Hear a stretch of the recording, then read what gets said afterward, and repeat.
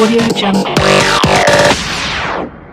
नमस्ते दोस्तों, स्वागत है आपका मेरे चैनल राणा जी ब्लॉग में। तो गाइज हम लेके आए हैं सावन के ऊपर एक स्पेशल वीडियो कि भोले बाबा की पूजा क्यों की जाती है, हरी चूड़ियाँ क्यों पहनी जाती हैं और सावन क्यों मनाया जाता है। तो आज हम जानेंगे कि सावन का महीना इतना पवित्र क्यों माना जाता है, आखिर इस पूरे महीने भगवान शिव की ही पूजा क्यों की जाती है और सावन के हरे रंगों के कपड़े चूड़ियाँ क्यों पहनी जाती है, इसकी क्या परंपरा है। अगर आप इस सवाल को जानने के लिए उत्सुक हैं तो आप वीडियो को जरूर एंड तक देखिएगा। तो पहला सवाल कि सावन क्यों मनाया जाता है। हिंदू धर्म में सावन का महीना भगवान शिव को समर्पित माना जाता है। ये वर्षा ऋतु का सबसे पवित्र महीना है। मान्यता है कि इस समय धरती पर हरियाली छा जाती है, नदियां भर जाती हैं, प्रकृति नए जीवन का संदेश देती है। पुराणों के अनुसार समुद्र मंथन के समय जब लाहल विष निकला था, यानी कि हलाहल हलाहल विष जब निकला था तब पूरे संसार को बचाने के लिए भगवान शिव ने उस विष को अपने कंठ में धारण कर लिया था। विष के प्रभाव से उनका शरीर अत्यंत गर्म हो गया था, तभी देवी देवताओं और भक्तों ने उन्हें जल अर्पित किया था, जिसकी वजह से आज तक शिवलिंग पे जल अर्पित किया जाता है। इसी के साथ लोग बाग उसमें दूध बेल पत्र चढ़ाने की परंपरा भी शुरू कर दी, जो श्रद्धा भाव के साथ अभी तक चलती आ रही है। सावन में केवल भगवान शिव की ही पूजा क्यों की जाती है, यह था दूसरा सवाल। तो भगवान शिव भोलेनाथ महादेव और आशुतोष कहा जाता है। आशुतोष का अर्थ है जो बहुत जल्दी प्रसन्न हो जाए, यानी कि अपने हर हर महादेव महाकाल महाराज। मान्यता है कि सावन के महीने में भगवान शिव की आराधना करने में सभी इच्छाएं पूरी होती हैं, जीवन के कष्ट दूर होते हैं, परिवार में सुख समृद्धि बनी रहती है। कई लोग इस पूरे महीने सोमवार का व्रत रखते हैं। अविवाहित लड़कियां योग्य जीवन साथी पाने के लिए इस व्रत को करती हैं और विवाहित महिला अपने पति की दीर्घायु के लिए इस व्रत को करके अपने परिवार को कुशल और अच्छे व्रत की कामना करती हैं। हरे रंग के वस्त्र और चूड़ियां क्यों पहनी जाती हैं।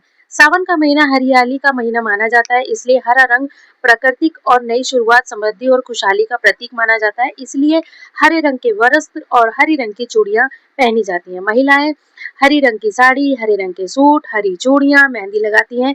केवल श्रृंगार ही नहीं बल्कि सौभाग्य, प्रेम और वैवाहिक सुख का प्रतीक माना जाता है। हरी चूड़ियां की खनक को शुभ माना जाता है और ये विश्वास किया जाता है कि इससे घर में सकारात्मक ऊर्जा बनी रहती है। सावन में बेलपत्र क्यों चढ़ाया जाता है।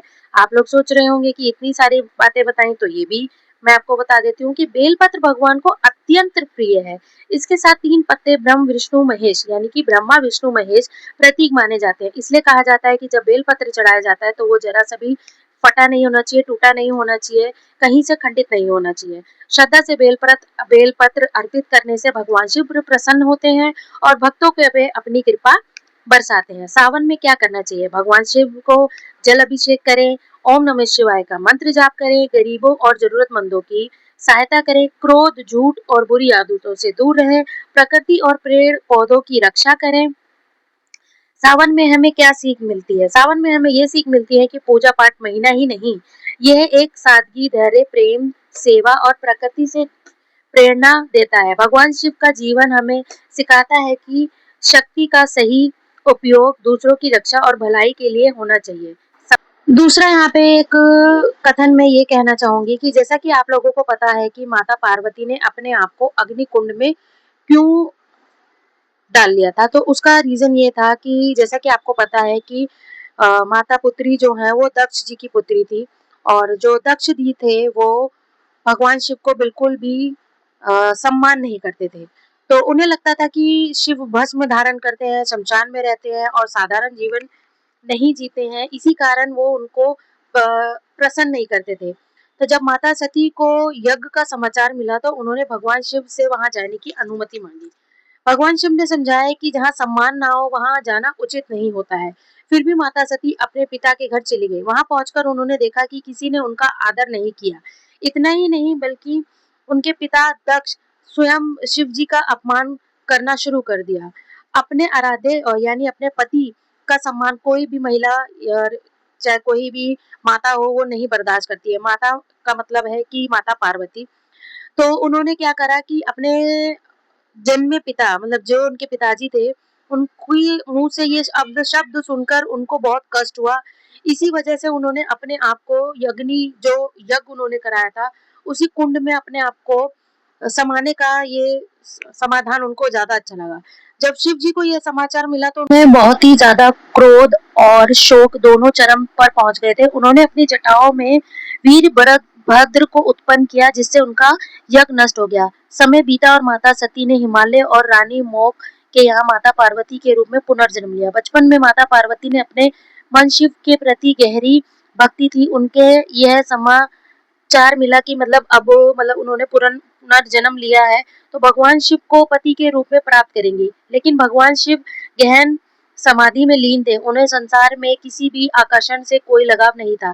जब माता पार्वती के कठोर तप से ये व्रत उन्होंने किया, तब उनको भगवान शिव की दोबारा से प्राप्ति हुई। इसीलिए ये व्रत रखा जाता है और कहा जाता है कि इस व्रत को करने से सभी की मनोकामना पूर्ण होती है, उनको मनचाहन पति मिलते हैं।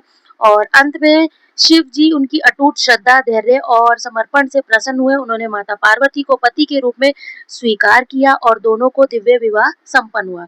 इसी कारण आज भी सावन महीने में माता पार्वती और शिव संबंधी माना जाता है। मान्यता यह है कि सावन में सच्चे मन से पूजा, शिव भक्ति, आराधना करने से वैवाहिक जीवन खुश और विश्वास बना रहता है। अविवाहित कन्याओं को अच्छे जीवन साथी की कामना से होती है ये व्रत रखने से। लेकिन याद रखिए, इस कथा को सबसे बड़ा संदेश केवल व्रत रखना ही नहीं, इसका वास्तविक संदेश सम्मान, समर्पण, धैर्य, आत्म संयम और अटूट विश्वास है, जो कि आज के लोगों में बिल्कुल नहीं है। माता सती ने अपने पति के सम्मान के लिए अपना जीवन त्यागा। माता पार्वती ने लक्ष्य पाने के लिए वर्षों तक कठिन तप किया। दोनों कथाओं में यह सिखाई देता है कि और सच्चा प्रेम कभी कम नहीं होता। तो आप लोगों को ये वीडियो कैसा लगा तो प्लीज गाइस जरूर बताना। वीडियो अच्छा लगा हो तो वीडियो को लाइक, कमेंट, शेयर, सब्सक्राइब करना ना भूलें। हर हर महादेव। मिलते हैं नेक्स्ट व्लॉग में।